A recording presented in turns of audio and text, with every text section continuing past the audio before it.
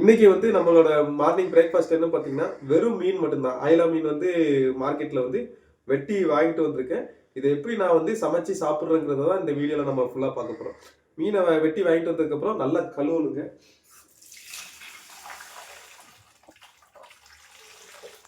நல்லா மஞ்சளும் உப்பும் போட்டு மீனை வந்து நல்லா கழுவிடணுங்க.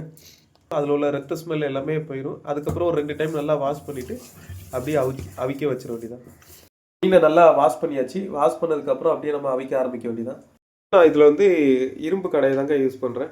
நீங்கள் மண்பானை யூஸ் பண்ணிங்கன்னா இன்னும் பெட்டராக இருக்கும்.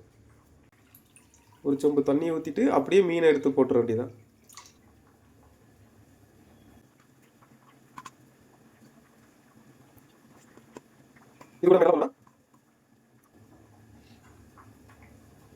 இது கூட நம்ம என்னெல்லாம் போடுறோம் அப்படின்னா மஞ்சத்தூள் கொஞ்சம், உப்பு சேர்த்துக்கணும்.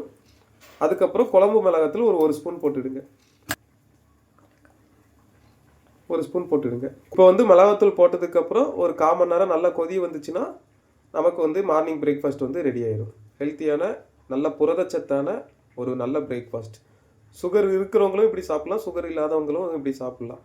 இது வந்து உடம்புக்கு ரொம்ப ரொம்ப நல்லதுங்க. 20 நிமிஷம் ஆச்சுங்க. மீன் நல்லா வெந்துட்டு தண்ணி நமக்கு கொஞ்சம் வற்றிட்டு இனிமேல் அப்படியே மூடி வச்சுட்டு நம்ம சூடு ஆறினோடனே சாப்பிட ஆரம்பிச்சுக்கலாம். இதுதான் இன்னைக்கு நமக்கான பிரேக்ஃபாஸ்ட். மூடி வச்சிட. சூடு நல்லா ஆறிட்டுங்க. இனிமேல் நம்ம அப்படியே மீன் எடுத்து சாப்பிட்ற வேண்டியதான். ஸோ இந்த மீனை வந்து நான் எப்படி அவிச்சேங்கிறத வீடியோவில் பார்த்துருப்பீங்க. கொஞ்சம் தண்ணி, அதுக்கப்புறம் வந்து தேவையான உப்பு, கொஞ்சம் குழம்பு மிளகாத்தூள், இதை வச்சு தான் நம்ம வந்து மீனை அவிச்சுங்க.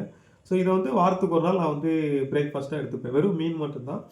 ஸோ இதுமாரி ஒரு நாள் வெஜிடபிள்ஸ், ஒரு நாள் கருப்பு கடலை, பச்சைப்பயிறு, அதுக்கப்புறம் வந்து பார்த்திங்கன்னா ஒரு நாள் சிக்கன், ஒரு நாள் எக்கு, இந்த மாதிரி ஒவ்வொரு நாளுக்கும் ஒவ்வொரு ஃபுட் கண்ட்ரோல் எடுத்து தான் சுகர்லேருந்து நான் இப்போ ஈஸியாக வெளியே வந்துட்டேங்க.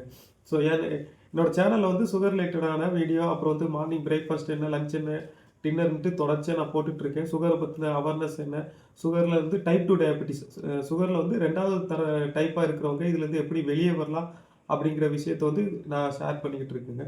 ஸோ இந்த வீடியோ பிடிச்சிருச்சுன்னா நம்மளை ஒரு ஃபாலோ பண்ணிடுங்க.